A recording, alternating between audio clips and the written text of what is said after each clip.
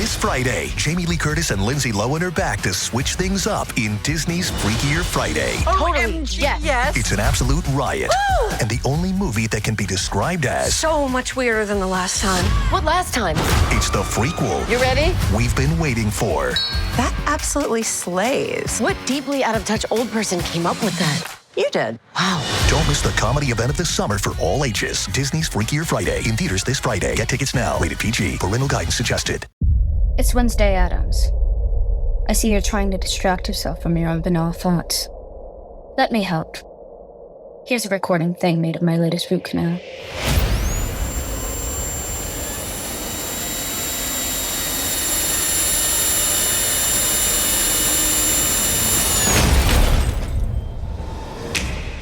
Wednesday, Season 2, begins August 6th, only on Netflix.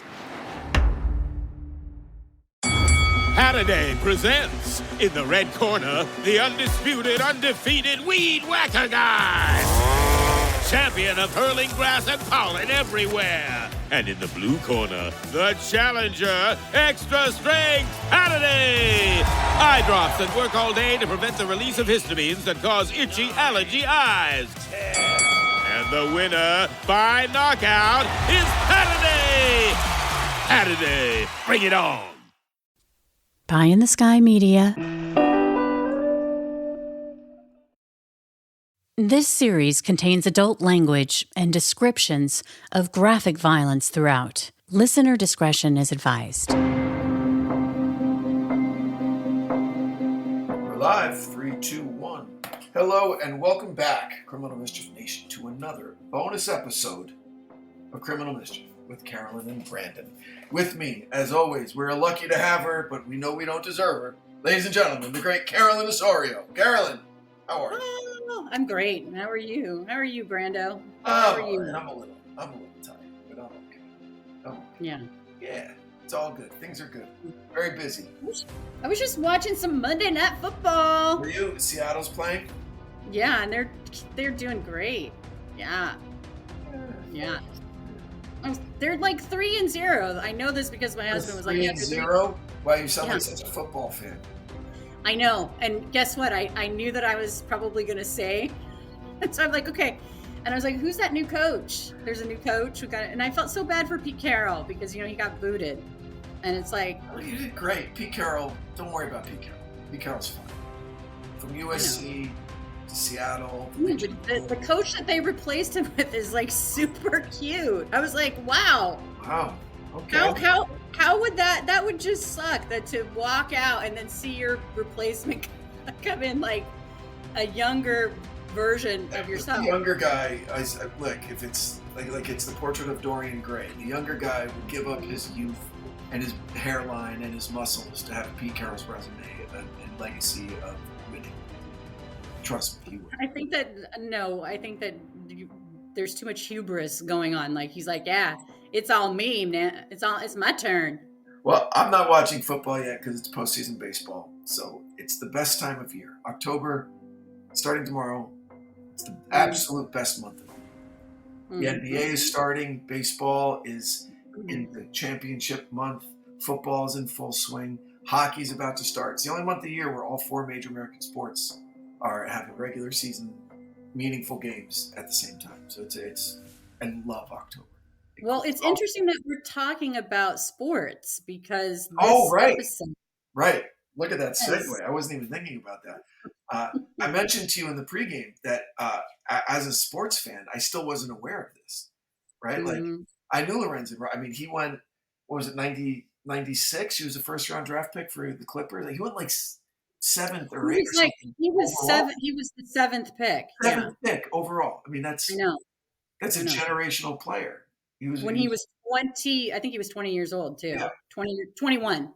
Yeah. 20 or 21. He's one of those big, tall, thick dudes, right? Like, not like a Kareem Abdul-Jabbar where you're like wafer thin. Like, he was not kind of as thick as Shaq, but he was a bigger dude and deceptively really quick and lithe and quick in the paint and like really good fundamental basketball player. I had no idea that this should happen to him. So you didn't know that he was no longer alive? No, I had no idea. I really had no idea. You know, they're out of the league. I don't really follow that much, but I'm Yeah, I mean, like, I why was would trying to you? think. No, but I watch Sports Center all the time, and this was Mhm. obviously covered on Sports Center. So I figured, like, how did I miss it? Like, what was I doing during that time when it was covered? Because it was probably extensively covered. He was a fan, he was a big, he was a star in the league, Yeah, I heard about I'm this. sorry, and I live in LA, and he was a Clipper, right? Mhm. So it probably made the local news here too. But anyway, Yeah, this is a tough one. Like, I mean, they're all tough for different reasons, but I heard about this case years ago, and I just think it's so, just the gut punch. well, yeah, it's one of those things where, like, how did he burn through all of his money? Like, I mean, that's the question. Not that it would have made a difference. I don't think. mhm, Right, the mhm, fact that he went broke, like, he wasn't dealing drugs to make money, right? Like, that mhm, was he mhm. could have more than lived off of his NBA pension if he was smart. Um, but it's one of those cautionary tales for these young athletes that, Mhm. every major league now has this kind of academy that you go through when you sign your Yeah. first contract. Like, okay, Mhm. be careful. A bunch of new best friends are going to come out of the woodwork, okay, when you're rich, and they're all going to want shit from you, right? They teach them to say no. They teach them to, you don't need all of this bling. Wait till your second contract to buy the Ferrari and Mhm. buy the mansion, like all that, Mhm.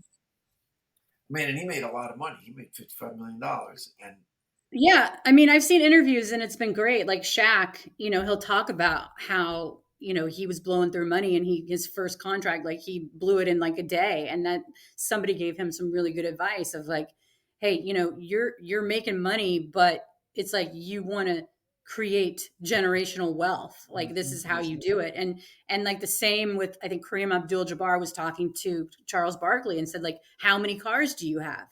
And he's like, 8. And he's like, and how many do you need? And so it's like, I think that when you're lucky to get that kind of mentorship, you know, because 55 million bucks, I mean, that's a lot of, well, you listen to Steph Curry, right? Steph Curry says, all right, say I sign a $20 million a year contract, I probably get 5 of it, okay? mm, Taxes is half, right? And then agents, managers, lawyers, boom, is another like 25% of what I have left, right? So, mhm. so for every 20, he counts on getting 5, right? So when you say Wow. so when you say $55 million, it's Yeah. not like he put $55 million in the bank, right? He made Mhm.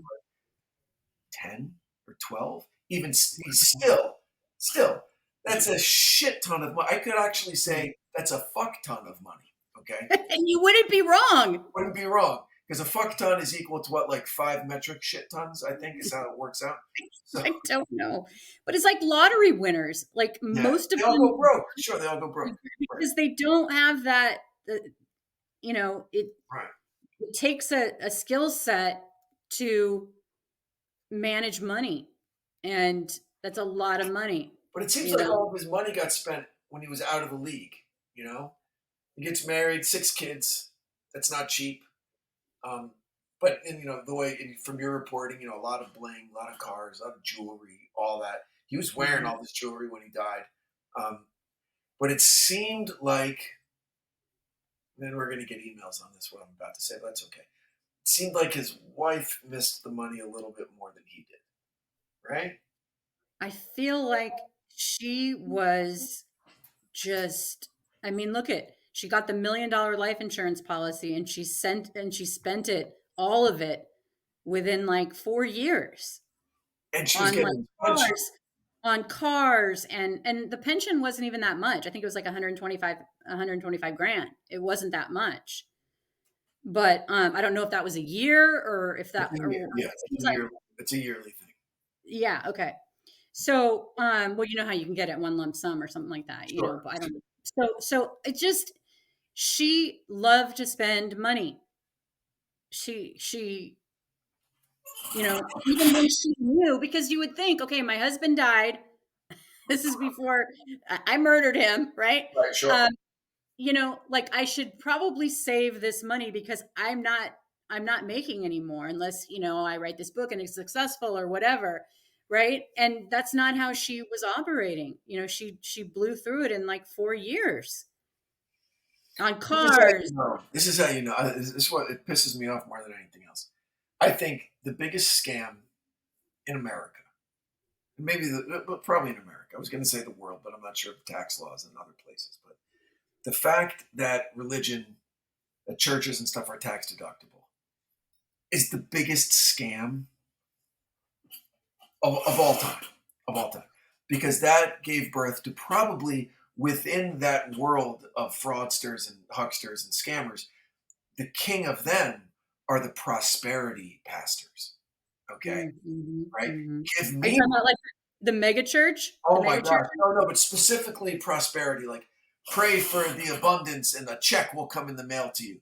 Send me $100, okay, and I'll whisper in Jesus' ear that you need $1,000, right? And if you pray hard enough, it's going to happen, right? And so I go, oh, okay, here's $100, and I'm praying really hard, and talk to Jesus for me, right? And so it's a cottage industry within these mega churches, these prosperity pastors, and the You know fact what's that so that's what she tried to fucking do. You know what? Not only did she try to do that, but she ended up moving to Texas or something to try. Her dream was to work for Joel Olstein, which is that mega church. Oh, that guy's such a loser. I'm sorry. Yeah. So I'm just saying, like, obviously that's what she was wanting to set up for herself. You know, Olstein, you know, after the hurricane that fucking destroyed Texas, was it Harvey? And he's got this several 100,000 square foot, beautiful, pristine arena with chairs and, you know, not rain inside. And He wouldn't let people in? Wouldn't let anybody in because he had just had the carpets redone. Oh my gosh. Meanwhile, this other guy in Houston, Mattress Max, okay, I remember that. Yeah. Mattress Max, okay, he has this huge showroom with all goods for sale, couches and beds and everything. He goes, everyone come on in and be comfortable. All the stuff. Have you ever watched The Righteous Gemstones? No, but they're prosperity, right? You have got to freaking watch it.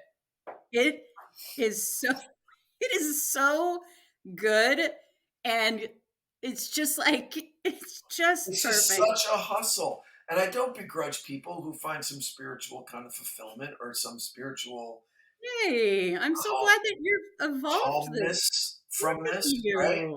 I get it. But it's the dipshits that prey on that, right? And think that they know something that we don't, right? That they have a direct connection to the supernatural, and that they speak for them, and that if they're on your side, you'll get a check in the mail. Oh my gosh, you gotta watch. There's a character. It's like, I'm Baby Billy. And it's that one actor. Oh my gosh, this guy is such a great actor. What is his name? Tropic Thunder. I know who you're talking about. Eastbound and Down. Not that guy? No, well, he just has this very distinctive accent, and he's like, and he often plays a Southern guy, but he's not Southern. But he plays this preacher, but he's kind of the reject of the brother who's like who's John Goodman's character, and he's just like, I'm Baby Billy, you know, like he's still a baby, right? but he's an old guy. That was an HBO show, right? Okay, yeah, and he's like, was anyway, Walton Goggins in right? Okay, that's him, Walter Goggins. Goggins. Walton Goggins. He's great. Oh my gosh. He's great. He's so, I mean, he makes it. He's so good. He's so freaking good. Anyway, watch it. You'll love it. It's good. Okay. So this guy dies. Yeah. And he goes missing. And so we already know that it was the wife. We're already talking about the wife as the bad guy. But like, it's so funny how she lured him home. Oh, all of us, we as a species, like that's how you get us. That right? Is so diabolical beyond. It's how you get us. It's how you get us. tell us how great we are at sex, and that how much you miss because no one is as good as we are at sex. And he's like, let me check fucking flights because you're right. I'm awesome, and I'm going to come prove it to you. Like, that's it. It's so easy. I think here's my take on it. I agree with you, definitely. Yeah. But I also think that he still loved her and that he wanted to potentially, with the 6 children, and like they'd been together since he was like 20 years old. They had so much history. What I didn't add in there is that she was his first high school coach was her father. Yeah. And she was 5 years older than him. And she was like, was Herb the coach? No, that was his dad's name. His dad. No. Okay, gotcha. No, Herbert was his dad. But anyway, the whole point of it is that, I think that on his perspective, there was still something there because he could have had, think about it. He's a good-looking retired NBA star. He could have, there's so many opportunities that he would have had. And he was taking advantage of those opportunities. Let's not, paint him as a full Boy Scout. You think he was down in Atlanta going to church? I'm not painting him as a Boy Scout. I'm just saying he dropped everything to fly to Memphis. Because he's a man and he's susceptible. He's susceptible. I'm telling you, I get it. When you have an ex and you don't want the ex anymore, or you would still be with them. Yeah, until she says, there's no one better, baby. You got to come up. All I'm thinking about what you used to do to me. He's like, fuck it. I'm on a plane. Right? There's a woman who needs me in Memphis. Here I go. Right? Come on. It's all macho stuff. I'm not saying it's not. I'm just saying that I think that Here's what's crazy. Here's also the power of it. He basically flew home just for like a sex weekend, right? Like that's what it was all about. And she goes, but first I got to go pick up some money in the fucking woods. Okay. And he's like, okay. As long as afterwards we wind up in bed, he would have said yes to anything. Okay. Because that's a sketchy situation. Super sketchy. Who's the guy you got to pick up money from? Why are we leaving the town and going into the woods for this? Like his radar didn't go up because he was completely thinking about just going back and having sex. Well, and he also trusted her. He trusted her.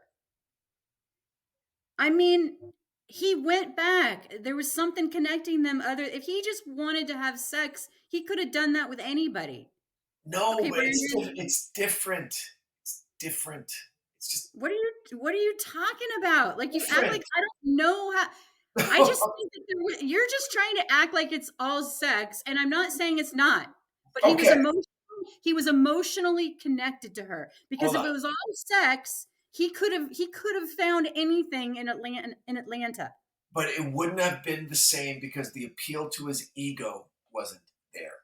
All of these text messages from her to him, okay, they were probably very explicit, okay, very, very explicit, that he wasn't going to get from a stranger or from a prostitute or from someone on Tinder or any of that, okay? The specific knowledge of his body, okay, knowledge of their past sexual exploits that I'm sure she was very specific about. And remember when you used to do this to me, baby? He's like, oh, fuck yeah. I totally remember that. Wow. And he goes right back to the good times. Yes, emotional connection, of course, but there was also a huge appeal to his ego. Yes, all of that. What gets to me is that vulnerability. Like, yeah, I hear what you're saying. It's not like I think he was just this perfect human being. Right. It's just she knew exactly what she was doing. She fucking knew. And it worked. It worked. Totally. Hook, line, and sinker. Because he'd stepped out on the marriage before, according to her, right? Yeah, and so had she. Right. Okay. So had she. So neither of them, we're not dealing with angels here, right? They're humans. They make their mistakes. They have their shortcomings. But she knew what levers to pull and what buttons to press. Exactly. And that's what gets me, is that she knew there's just a vulnerability and trust in that. And he trusted her. He trusted her. He Yep. came back to her. He went into the woods with her. Yeah. And he did not see this coming, Branden. He did not. Who was she having an affair with? I have such a weird note here. Landscaper / deacon. Was her landscaper also the deacon of the Prosperity Church that she was having an affair with? Yes, he was a deacon too. Okay. And she was an ordained minister as well. After he died, she became an ordained minister as well. Okay. I can get ordained before we're done recording this podcast online. That's the beauty of religion. That's the beauty of our First Amendment. Freedom of religion. You know what? And you know, like, whatever anybody wants to do, go for it, as long as you're not hurting anybody else. But you know what? A lot of them hurt a lot of people. You're right. And including this woman and this guy, you know, they're preaching and all this, and they're killing him. If you look at becoming an ordained minister as less of a spiritual calling and more of a cash grab, you're a piece of shit. It's just how it is. I completely agree. But Yeah. you know what? It's like, I'm surprised you're not like so tortured. I mean, just being lured out there, and how he ran like a deer and like a gazelle, like flew over the barbed wire they're chasing him down. He's got his cell phone. He's thinking he's calling 911, but it's a beacon to where he's going. And it's just like, oh my gosh. It's a terrifying scene. Awful. It's a terrifying scene.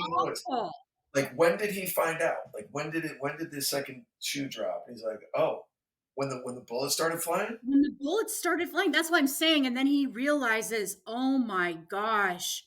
Because he's so big, he could still run fast on adrenaline when you got a couple bullets in you. Absolutely. He was only 34 years old. You know, he was like, I could see him running and then being just in shock.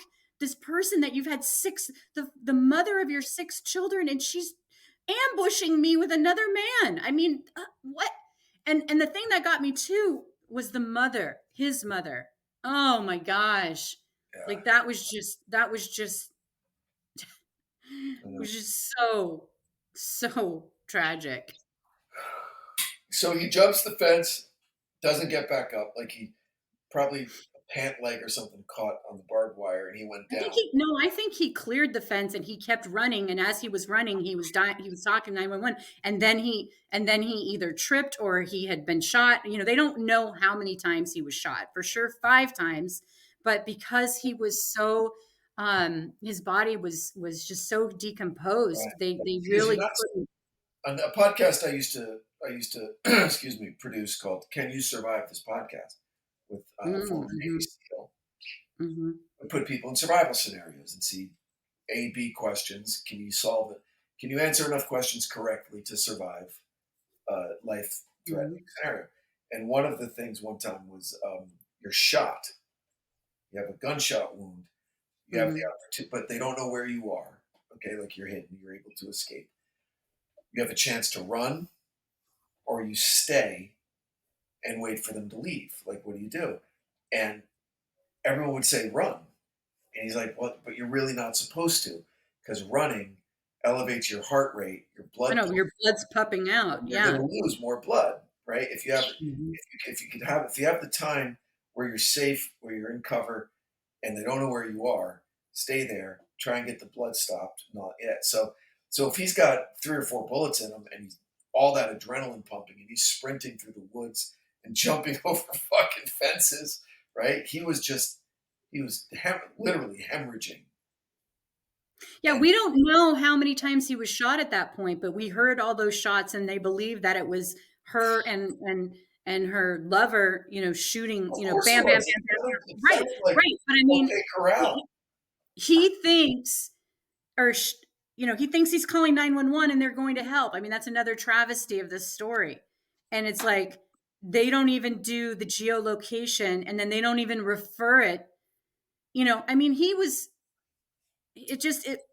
wouldn't have survived that night, I don't think, no matter what, because even No, if he wouldn't have had his phone on, they were not going to leave until they found him. sure. But they would have had an intact corpse, right? Maybe his mother could have Yes. said goodbye and buried Yes. a reasonable facsimile of her son. They could have,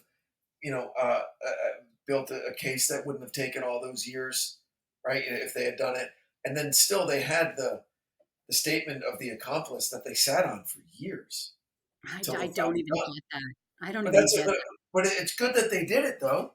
Say they go off half cocked and they don't have a case to build, and then they get Mhm. off, and double jeopardy's attached. You're not going to get or prejudice is attached, so you're not going to get retried, and you're done. But so they took their time, and that's crazy that they found the gun years later. I mean, I don't Years understand later. why I know, but why didn't they just ask for the FBI's assistant right then in 2012? Like, hey, we can't find it, but I'm sure the FBI, Bobby Chacon, that guy that I interviewed, that former retired FBI detective that I interviewed on the Israel Keys case, like, Right up in the they were ice what? when they like in ice diving up there. I Yes, love that. Yeah, like yeah, yeah. they are the most competent. Sure. Elite. Like, why would you not have them go out in 2012? You know? I don't know. But look, the bad guys are in jail. Yeah. She got 30 years. Mm-hmm. She got denied parole a couple years ago, right? She's up again every 5 years, I guess. In 27, she's up again. Yeah, she's up again in 27. Yeah. Mm-hmm. And the other guy is life, right? Life plus 40. Yeah. Mm-hmm. So what does that mean, life plus 40? Because they put a number on a life sentence in Tennessee, right? Yeah, I think it, and then there's also that whole thing with like running concurrent. You remember in that one case that we talked about where it's like, Right. So, but that's not sentences. current. I think that the guy, Billy, hold on a second, Billy Turner, I think, Yeah. I'm not sure. He's going to be in there for the rest of his life. He's Yeah. like, he's like, I think in his 50s or something. So he's done. As far as her, like, she's got to do, Yeah. I mean, they had his funeral at where the Grizzlies play basketball. I mean, that's an 20,000 seat, amphitheater or arena, excuse me. Yeah, that's where they had Kobe's funeral. Kobe's funeral was at Staples. They had it in the arena, man. He was beloved, Absolutely. And great that he got traded to his hometown team. Like that's crazy. He was so happy. And that's part of, I'm sure, why he lost all of his money too, is he was so generous. He was the type of person who just put their hand out. Yeah. Just let me help you. Let me, strangers, here's a couple $100. The money goes, I have a very rich friend. Okay. I have a rich kind of celebrity friend. Okay. And we're friends almost 30 years. Okay. Mm-hmm. I've never asked him for anything. We've just been friends. Like that's it. And that's probably why you're still Dutch, when we go to dinner, we go Dutch. Like I don't let him pay for anything, right? We're just totally cool. We're friends. And I have seen so many fucking people come and go. Okay, like good people or professionals or friend or whatever. And he calls me. It hasn't happened a lot lately, but it happened a lot early. He goes, "You wouldn't believe what just fucking happened." I'm like, what? He goes, "This mutual friend calls me, says, I've got an emergency. I need $6,000. Right? It's an emergency." And my friend's like, "Holy shit, is everyone okay? What, of course you could have the money. Fine. $6,000 is nothing." Yes. He goes, "All right. This one motorcycle that I've been waiting to come out is finally being released, and they're going to get bought up like right away." That's so. And it was for a fucking motorcycle, and he's like, "No, what are you talking about? You worry me. I love you. You're my friend. You say it's an emergency. I think something's bad. I mean, come on. What are you talking about?" Yeah. So shit like that. And it's because at least he understands his finances and respects how hard he works. He didn't just he's not like a trust fund baby, right? He just worked really hard to earn his money. And I'm not saying Wright didn't work hard to earn his money, but he just didn't have those boundaries, okay, where you get to keep your money and you can still be generous. it doesn't mean that you buy stupid shit for your friends, because real friends won't ask you for that under the guise of it's an emergency, Well, and coming full circle back to Shara, yeah. she was with him at a critical time in his life. He trusted her. They have 6 children together. I mean, that ties you in a way to someone like nothing else can. But doesn't tie you to the fact that you feel entitled to the point where I'll kill you for the insurance policy? Obviously, no. I mean, it's a rhetorical question. But it seems like that's where it got to with her. Like, was she under some crushing financial burden that he wasn't meeting for her? Like, get rid together, you should be poor together, I'm looking at it.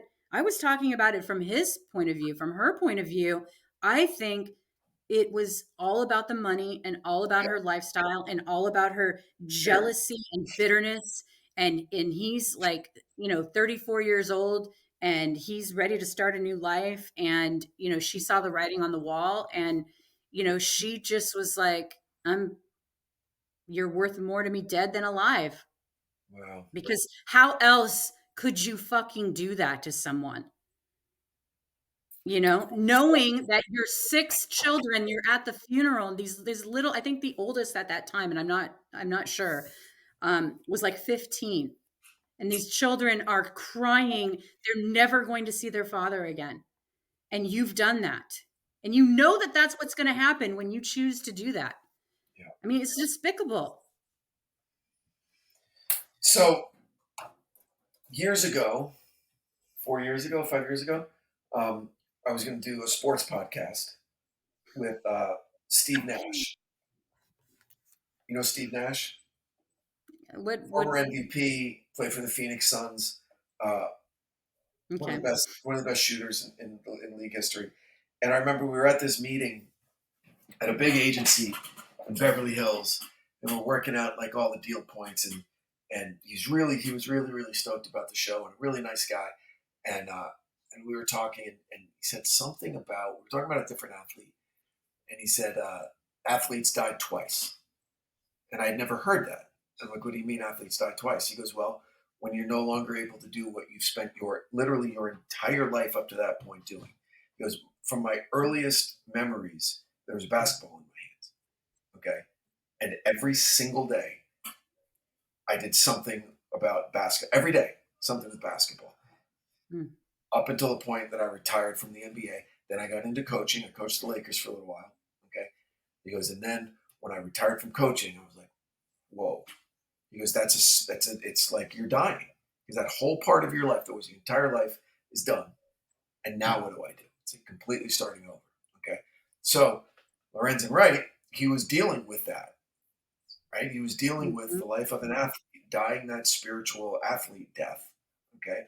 And trying to figure out what he's doing. And he realized a lot of things. Shit, I'm not good with my money. I'm not really great at being a husband. Okay. And I've kind of made some mistakes, but maybe he thought he was going to go home and reconcile with his wife. Maybe, who knows what he thought, right?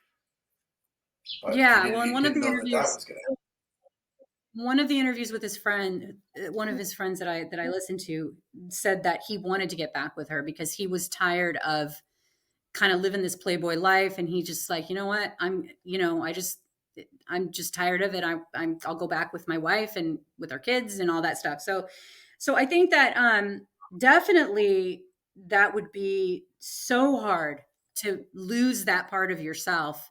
And some people just can't recover from that, and they get into drugs or they get into this, or, I mean, it's a very high. All your money. Yeah.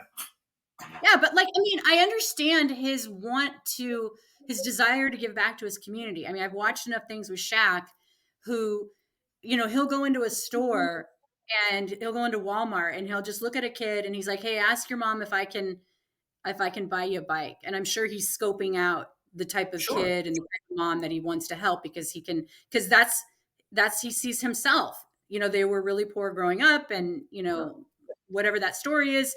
And he does that every time he goes out, and he does this for his family, and I get why he would want to do that, but unfortunately he just didn't know how to make that sustainable.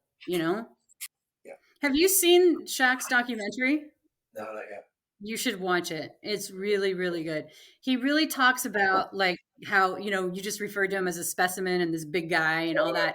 And it's so interesting, people's perspectives and context, because he saw himself as the big guy. Like he wanted to be a star like Michael Jordan, but he was kind of the lumbering big guy, and that they don't unguardable. Yeah.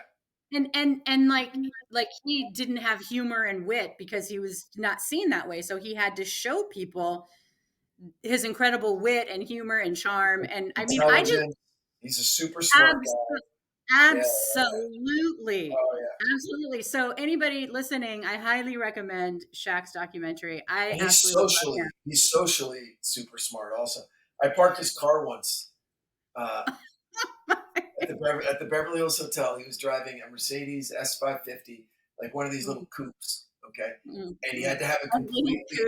Oh my gosh! He had to have it completely reworked on the inside, right? Where of course the seat, they had to add additional runners to the seat, and they had to take out a little part of the trunk. Okay, so when he's sitting there, if you know the S550, it's a 2-door kind of coupe. There's the main window. Okay. And then there's the tiny little triangular kind of back seat, if there was a back seat window. And that's the window that he looked out at when he was driving. He would look out the back window from the driver's seat.